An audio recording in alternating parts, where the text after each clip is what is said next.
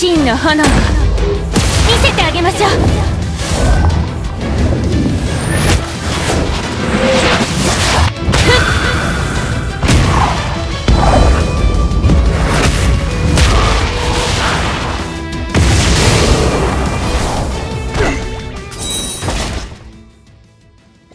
Hello everyone and welcome back to another video. This time, as promised, the follow-up to the Tower of God collab. It took me a bit longer to get to this one and I didn't expect it to take this long, honestly. But you'll see later on in the video why. It's just a bit complicated for the meta right now. Human characters are not in a good place. So I'll get to that when we get to that, you'll see. Anyway, now let's get to Mazino's partner in crime, Yihwa. So, as I was saying in a previous video, I was looking forward to Mazino and had no interest in Yihwa at all. Even after I pulled both of them, I just leveled up my Mazino and I went straight into Chaos to test him out and see what he does. And that was a huge mistake. Yihwa is borderline OP and the best of the two actually. But we'll get into all of that in a bit. First, I'll dive into her kit for you guys, then I'll break down some live gameplay so you can see exactly how she works before swinging back into her best equipment set. Then we're gonna look at some teams I tried using to make her working PvP before finally giving my overall thoughts on the unit. So, quick peek at her stats from our ranking at GameWith. Yihwa is ranked 16th in terms of CC, right above Mazino. This is Netmarble's not so subtle way of telling us she's better than he is. As for her cards, she has some pretty interesting effects accompanying her. Her skill 1 inflicts Firestorm damage to one enemy. Firestorm has 2 times crit chance and pierce rate increase. And for every ignite on the enemy, it deals an additional 30% damage. While her skill 2 inflicts spark damage on all enemies. And what spark does is it deals 1.5% more damage and is 2% more likely to crit for every 1% missing HP on Yihwa. In simple terms, it's a reverse flood. The less HP she has, the harder it hits. Her ultimate is the same as her single target, but it hits multiple enemies. It inflicts Firestorm damage, then applies 2 stacks of ignites on the enemies for 4 turns. The stacks of ignites scale with her dupe. Finally, her Holy Relic works like heals, but it applies 1 ignite on each enemy every time their turn ends or your turn begins. As for her passive, there's a lot going on here, but it's simple to get once you understand what's happening. Firstly, she'll gain 5% basic stats for each enemy on the field. Then she'll give herself a Burning Shield. Now the Burning Shield is a main attraction. What it does is it makes her immortal, she cannot die, and she will reflect 50% of whatever damage is dealt to her. But this shield will go away once she is hit by any 4 attacks. Next up in her passive, she applies a Flame of the Family to everyone on the field, at the end of the enemy's turn or at the start of your turn. But there can only be 2 stacks of this effect on anyone at any given time. If at the end of your turn, there's stacks of flame into play, everyone loses 5% HP. Now the way to get rid of these stacks is for Yihwa to use a card. When she does this, she'll increase her crit damage by 10% for each flame removed, and this can go up to 240% increase. Whew. That was a lot. But like I said, if you understand it, it's very simple. Yihwa boils down to a more annoying version of Blue Goddess Liz. You put her on the field and she can't die, plus she'll reflect all the damage she takes. And every time she uses a card, she gains more and more damage. She's generally the last man standing on the field, and by that point, her passive will be fully stacked and she just bombs the enemy every time she attacks. However, she's not the invincible god of destruction you might believe she is when you read her passive, because she's extremely vulnerable to AoE attacks and weaker attacks. So if the opponent is generally able to lifesteal through the reflect, they can make it so they end up taking no damage from it. Still though, if you're not careful and you hit her too hard, you'll die.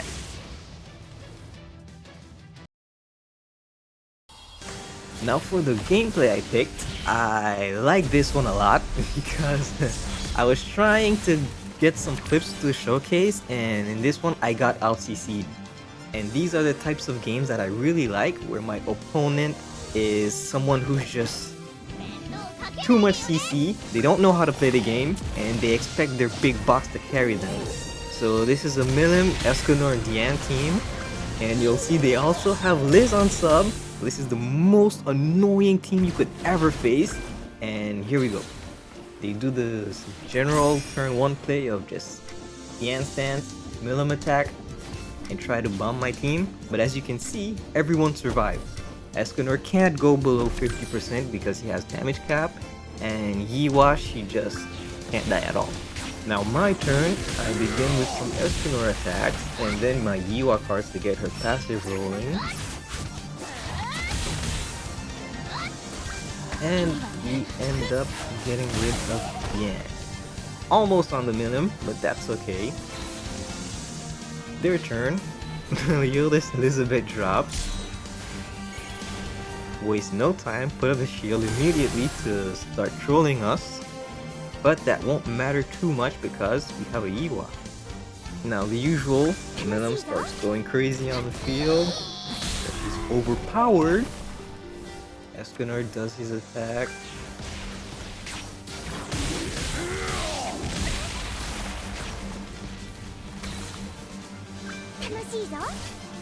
Another Milim attack, and Lancelot is gone. But it's not over yet. Sigurd drops down, his passive caps their health a little bit, and now it's my turn to play. Here I use some of Yihwa's cards. Purple, then her AoE. Unfortunately for me, Milim didn't die, but we did trigger the revive on Meliodas and Elizabeth. That's good.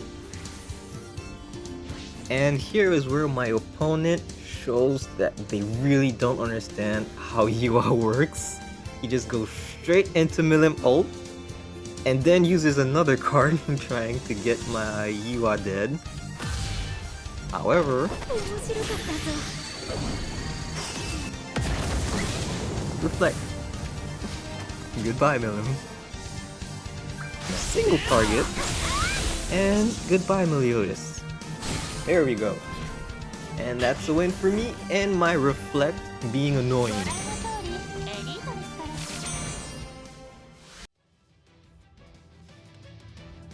Now back to her equipment. We're gonna do something different this time. We want attack crit on Yihwa. No HP def at all, ever. Like I explained earlier, her cards work as sort of a reverse flood. So the less HP she has, the harder she hits. But not only that, you want her to have as low defense as possible, so her reflect deals more damage. And when her passive is finally built up enough to nuke, you let it rip.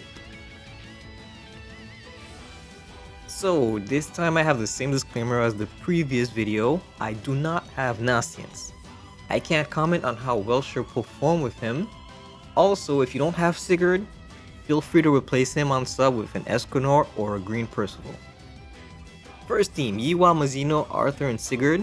I continued playing this game from the last video, and I tried getting some more matches and a feel for the team off camera, but I'm just not a huge fan of it anymore because Mazino dies way too easily, and with him gone, Arthur is quick to follow because usually his passive isn't fully up yet, so he just gets blasted by whoever killed Mazino, and then there's a chance Yihwa can clutch up the match and win for you.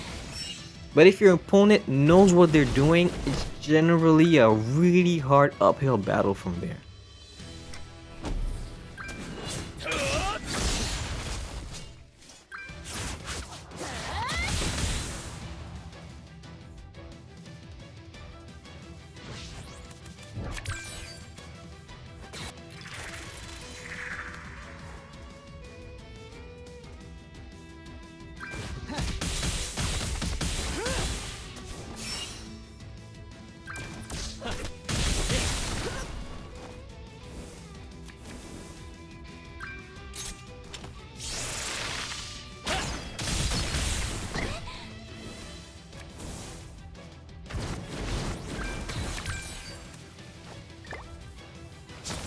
Yihwa, Lancelot, Escanor, and Sigurd. It's better than the last team. This time you have the offensive power of both Escanor and Lancelot to take someone out turn 1, and you really want to do this, otherwise you're at a disadvantage. And as an added bonus, both Yihwa and Escanor are borderline impossible to kill turn 1. So you have some survivability, you have some damage, and if they somehow manage to kill Escanor, his passive will chip down their HP for you to finish them off next turn.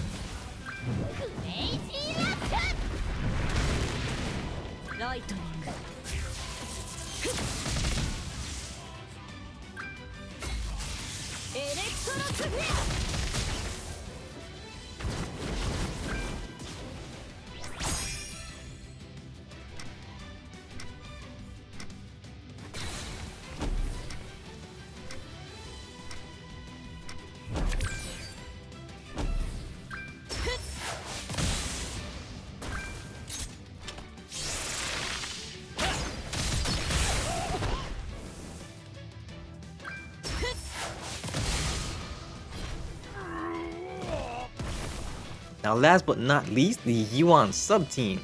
It doesn't really matter who you play up front as long as they synergize well.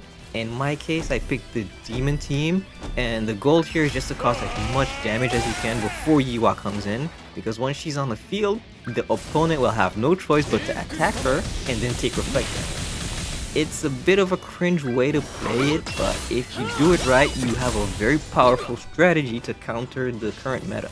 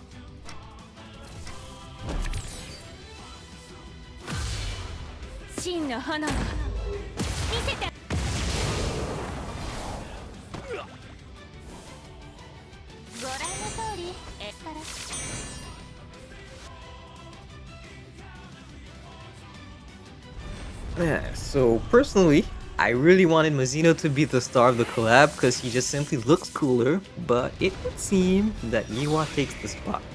He is a very powerful last man standing unit and effective counter for the human team against the multitudes of one-hit KO characters running around in the meta right now.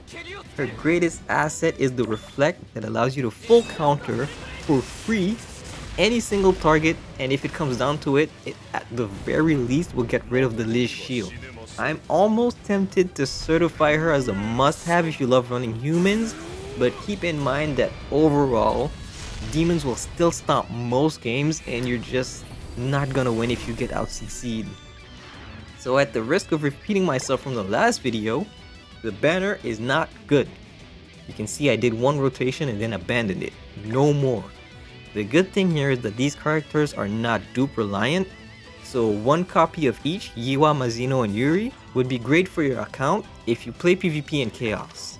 If not, Mazino is great in PvE, but still I wouldn't consider him a must-have because others can do the same job just as well. If you're a casual on the fence about summoning, I think you can skip and not miss out on too much. The units are good, but I wouldn't say they're game-breaking. Well now, that's it for part 2 of my 2-part Tower of God videos. Remember, if you like these videos, to leave a like so I know you want more. A comment would work even better. I love reading about how others' pulls have been, even though for a fair couple, Netmarble has not been too generous. But look, that just solidifies my decision to only go on one rotation and not do any more. Anyway, as always, thank you for watching and see you next time.